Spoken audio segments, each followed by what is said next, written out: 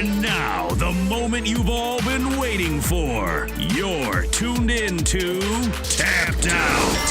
Hosted by Brendan Tobin and Sean Levine. Only on the BetQL Network. And a good Saturday evening, and welcome into Tapped Out right here on the BetQL Network with my producer, Jake Noaker, and co-host Brendan Tobin. I'm the sports machine, Sean Levine, and UFC 300 is now in our rearview mirror, and we had one heck of a card and maybe one of the best knockouts that we've ever seen. Let's start right there, BT, because you called it, man. In the BMF fight, I thought Justin Gaethje was going to win. You said Max Holloway was going to win. You actually said Max Holloway was going to win by knockout, and it took him a while. 4 minutes, 59 seconds into the fifth round, but we got there. Since it was one of the biggest cards of all time, and in my opinion, the biggest fight on one of the biggest cards, and finished the way that it did, where does that rank amongst greatest fights, finishes at least, that we've ever seen? Yeah, I mean, the finish is just an all-timer. I don't think I've ever had – it's been at least since Leon knocked out Kamaru. Like, my jaw's been on the floor like that. Different situations, obviously, because Max was clearly going to get the win, but the idea that – you know, he gave him the opportunity, a guy like Justin Gaethje, the opportunity to swing away, and he flatlines him. It was awesome. I mean, like you're talking about, you know, these guys are absolute fan favorites. It was the people's main event, and for it to end in just an awesome moment that really captured the sports weekend was really cool because it wasn't just, you know, combat fans. That really felt like it crossed over, and it's great for Max. You know, Max has been around forever, but I think that really is going to probably be his signature moment that everyone's going to remember. What's gotten into Max Holloway? Because he's a guy that's been around since seemingly the Nixon administration, and a lot of victories, but most of them coming by way of decision. And now he's got these back-to-back knockouts, highlights, both of them, over the Zombie and Justin Gaethje. He's Mike Tyson all of a sudden. Yeah, I mean, he's suckering people into this with this whole frenzy for 10 seconds. He's getting everybody lured in by like, oh, come on, you go out on your shield. Let's do this. And then like you never realize like, oh yeah, he's probably got some of the best hands in the sport from just a volume standpoint. And that's you're getting lured right into his buzzsaw. But look, man, he's been this good. Like you said, like it's great to see him now start to get some highlight reel moments. And he was magnificent in that fight, man, from not only the finish, but I mean, breaking Justin Gaethje's nose. I don't see many guys hit it from close range like that. That was just such an unbelievable weapon that he uncorked in that fight and really changed the trajectory of it from the first round on. You mentioned when he broke Gaethje's nose. By the way, the fight we're talking about, the BMF, when Max Holloway knocked out Justin Gaethje, was one of 8 finishes. We had 13 fights on the card, and 8 of them were either by knockout or submission. You mentioned when Max broke his nose. Was there time left? Like I thought that I saw all zeros. It looked to me like the round was over. You're saying like it was an illegal shot? I mean, you know, you let those slide borderline a little bit, but damn, like that impacted the fight a lot. It did impact the fight. I didn't think of that.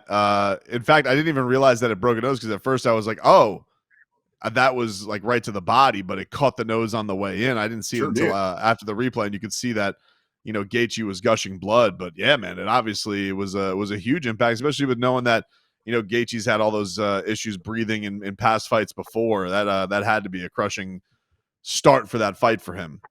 Yeah, remember like a year and a half ago, he said he hoped that somebody broke his nose in a fight so he could have the UFC insurance pay for the surgery, and then he went ahead and had the surgery anyway, and then Max broke his nose, so he can't be all too thrilled with that. Let's talk about what's next for both guys. First, the champion gets his spoils. That is the new BMF champion, Max Holloway. What's next? Because he's a guy that he's fought for the belt a bunch of times. Like I said, he's been around forever. We saw the trilogy with Alexander Volkanovski. What makes the most sense for the BMF champ? I mean, really whatever he wants. I feel like he's the most in-demand guy right now who could call his shots. I think that if he wanted to go back down to featherweight and fight Topuria, he could, but you know, you would understand if they still want to do the right thing by Volkanovski. It'd be a little weird to like say, hey, Volkanovski, I know you got 3 wins over this guy, but we're going to delay you. I like him at lightweight. I think that this is an intriguing addition to the whole cycle because like we already know what the lightweight title is going to be. It's going to be Poirier versus Islam, and we'll get to that, I'm sure, later on in the show. But whomever wins that, like, be fun if he gets a chance to fight Islam. That's some fresh blood there. But Poirier and him obviously have a past. So who's going to say no to that fight? That'd be fun. And I guess he told reporters in Hawaii that the number one that he would love is to run it back with Conor. And I mean, if Conor's able to get by Michael Chandler, who wouldn't love that? So I really don't hate any of it. I think if you were to tell me, like, what would I love the most? Probably him and Poirier running it back. I mean, those guys are probably the two most fan-friendly guys in the sport. So if somehow Poirier...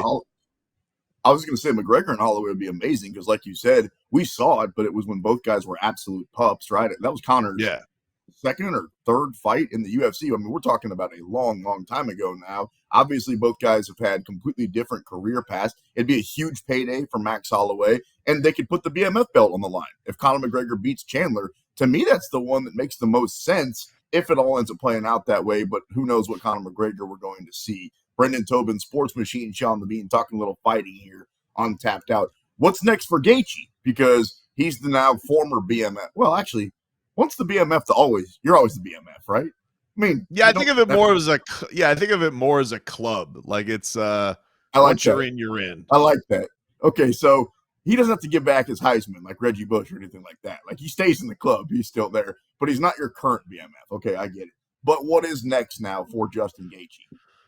That's a good question. I mean, you know, you look at the lightweight division, you know, I'm sure if he wanted to, you know, go with Sarukian or something like that, he could if Sarukian doesn't want to wait out the title, but I think Sarukian's probably going to try and wait out the title. But he's you know, he's in an interesting spot right now. He's kind of done it there with everybody right now. So, and I don't know how many guys below him make sense. He's already done Fiziev. He's in a little bit of a weird spot right now. I think we'll find like that one of those matchups, you know, just kind of pops up out of nowhere. Maybe like he decides to go up a weight class and there'll be something there. Maybe, I don't know, I'm like looking at the rankings right now. I'm like, who makes sense for him? Like at welterweight, maybe like Jack Della Maddalena would be a fun fight if he were to want to come up. But lightweight right now, Sarukian's kind of the only one that really makes sense for him, I think, right now. Are you bringing up his name multiple times on purpose? Like, are you trying to piss me off? Because you know that Arman Sarukian cost me a lot of money last Saturday night. We can just go ahead and go there. He won by split decision over Charles Oliveira. I've been barking into this microphone now since that fight got announced that I thought that Oliveira was going to win that fight. I emptied the piggy bank on it, and then I got pouty with you guys. I told you guys to stop texting me. Really did. And I apologize for that. Actually, I don't. Screw y'all too. I mean, it was. I don't understand why though. Like he didn't. Like he almost got the win. Like I would be frustrated too. In my ear, I got you ridiculing me on the ear. Let me tell you why. Because submissions matter. If you're the greatest submission artist of all time, we can't pretend like they don't. And I get it. Did he get beat up? Air quotes in the fight. Sure. Like if it was a boxing match. But it's not. That's why it's mixed martial arts. And I don't think that he got rewarded enough for, don't forget, I almost went nuts because at the very beginning of the fight, remember he jumped, that was at a guillotine early, like super early on. And I'm talking 30 seconds in, it was tight. And I was getting ready to celebrate and I was getting ready to go out and party. And then he let that one go. I still think he won the first round. Second round was definitely Sarukian. He beat him up in the second round. Third round, though, a little bit back and forth, mostly Sarukian. But at the very end of the fight, dude, my guy had him in a vice grip. He was about to rip his head right off of his neck. I'm sorry, but Oliveira won 2 out of 3 rounds. I know I'm in the minority here. Well, I know, but you just sound like a guy who lost money over it. Like that's what it is. Like I get, like that's all it sounds like. He almost pulled it out. Like the first round, he had the submission attempt, but he also like controlled and you know had. You know, more of that. This one felt like the last one. I don't know. It just felt like more like a Hail Mary. And he almost looked like he pulled it off, but not enough to get the decision, my guy. I don't understand. Like I thought for you to call it a robbery was weird. Like, all right, if you want to say I just disagree, but you were heated. Like you sounded like, you know, this is why we need to text back and forth because I wasn't ready to hear all this. I know, but like I know. It's not only, but here's the thing. It's not only that you bet your money. You bet your money. I would say Charles Oliveira is probably like, I don't know. We've been doing the show. This is like our third season doing it. So I would say he's probably a top 3 fighter in my mind for you. Like I would say like I got Jose Aldo, Charles Oliveira, Tom Aspinall. I would say those are your guys. I would say like those are now. Don't forget my boy Nate the Train, but all those Nathan guys Train's are in yet. But Nathan Train, I feel like Nathan Train's in like your minor league. Like these guys are, but those are like that's your stable right there, right? And so you're heated because your guy lost, and you're heated because you lost some dough. We've all been there, but no, man, I'm just telling you objectively because I lost money on it too. I'm just telling you objectively, no. I think Sarukian should have gotten the win. If we would have had this conversation that night, we would no longer be friends. Like, I'm not willing to and now you're probably right. I can look back on it and say it wasn't a robbery. Maybe Charles Oliveira lost that fight. Maybe I was a little bit emotional, but you guys are still jerks. In the minor leagues, Nate the Train in the UFC. We're talking UFC here on the BetQL network with producer Jake Noaker and my former friend and co-host Brendan Tobin. I'm the sports machine, Sean Levine. Good to have you along for the ride. All right, let's talk main event. Alex Pereira, knockout of Jamal Hill. Kind of weird because the referee like stepped in for a minute and then Jamal Hill got knocked out 30 seconds later. Am I a conspiracy theorist here? I mean, ultimately Pereira is probably going to end up winning the fight anyway. No, I thought that was a crazy move. Like if you listen to the sound of it, like he like knocked him right in the cup, and Herb Dean was going to step in and give him his time, and like a stone cold assassin, Pereira like puts the hand up. Herb Dean's like, oh, never mind, and he just hits him with that left hand from the fight gods that Pereira has. It's just it's insane the kind of power that he has, and I got to be honest with you. That damn left hand cost me more money last week than because I had all of my parlays had Hill in them. I'm like, Jamal's gonna get this. Come on, Jamal. And my logic for it was in my life. That makes me so happy. I had almost just like, oh, come on, Jamal's coming back. That was his belt. I've seen this guy get knocked out by a middleweight. He's gonna be able to sweet dream him over. And then like he hits him with that left hand, and the eyes go right to the back of it. I was like, oh no. I lost 3 parlays on it. I was like, oh my God. I was so strong on Sweet Dreams. I should have sprinkled something on Pereira. No. Jamal Hill just like completely obliterated, and now Pereira's like, yep, this is solidified me as probably the scariest guy in the sport right now. And Sweet Dreams goes BT's money, main event UFC 300 when Pereira knocks out Jamal Hill. So what's next for Pereira? I mean, we've already got champ. We've already got champ. Are we talking champ? I know you hate this stuff. You want him just to pick a division. You know, you're right. That's normally the way I go. Here's the thing, though, and we've talked about this, you know, ad nauseum is man, 205 is such a weird weight class, right? Like it's got a bunch of old dudes, and he's already beaten Yuri. He's already beaten Jamal, so he's kind of beaten the most exciting guys.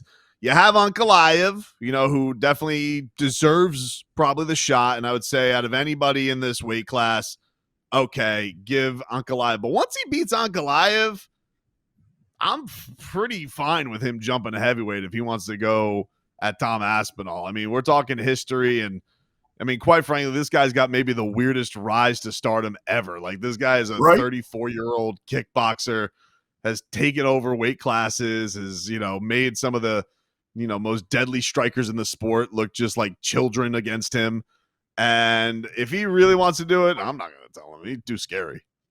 It sucks, though, that John Jones dominated this division for as long as he did, stepped away, and now it's become so weird and kind of snake-bitten. Like, what if this was John Jones 5 years ago versus Pereira right now, both as light heavyweights? That's the matchup we've always wanted. Yeah, it is. It's like that, you know, it's kind of the elusive like John Jones versus Rumble Johnson. Like we've always wanted to see John Jones against like the guy with the dynamite hands, the deadly knockouts, who's kind of his size. Right. And we never really hey, listen, maybe I wonder this, you know, John's sitting around here and clearly like Aspinall doesn't quite tickle his fancy and he wants to do the Stipe thing, but it really does feel like Pereira's coming. You know, he's becoming one of the stars of this sport, and maybe that is enough. We could possibly get something like that in a year's time if John's healthy enough. But He's wildly impressive, man. I mean, it looks like he barely has to graze you with that left hand, and you're donezo. And he looks so cool both inside and outside the octagon. And when he does his arrow thing, that let's think about this sport that we love so much. A lot of it is how you talk. He doesn't even speak English, and he doesn't even give a damn. And he's become this popular because it's like it's mysterious. Peloton, Alex Pereira taking over the game right now. That is Brendan Tobin on the Sports Machine, Sean Levine. Coming up on the other side, we continue recapping the night. What was UFC 300 right here on Tapped Out.